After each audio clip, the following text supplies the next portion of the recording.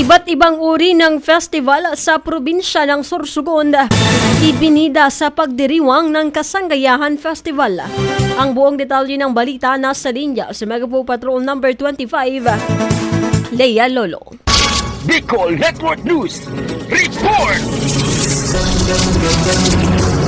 Masayang ibinida ng 14 na bayan ng Sorsogon ang kanilang makulay at ipinagmamalaking mga festivals sa pagbubukas ng Kasanggayahan Festival sa lalawigan ngayong araw Oktubre 14 taong 2024 na sinimulan sa Balogos Sports Complex hanggang Sorsogon Capitol. Sa aktibidad na ito, aktibong ipinakita ng bawat kalahok ang mayamang tradisyon at kultura ng kanilang bayan. Kaugnay nito sa pagsasagawa ng Provincial Historico-Cultural Parade at Float Competition, may ilang mga kalahok ang nahilo at nanghina dahil na rin sa matinding init ng panahon, ngunit agad naman itong nabigyan ng paunang lunas ng SPDR-RMO at iba pang medical team. Samantala, patuloy naman ang pagbabantay ng mga kapulisan at iba pang uniform personnel upang masiguro ang ligtas at mapayapang selebrasyon ng ika-50 anibersaryo ng Kasanggayahan Festival sa lalawigan ng Sorsogon. Para sa Bicol Network News, ito si Megawa Patrol number 25, Leia Lolo, tatak tunay na serbisyo.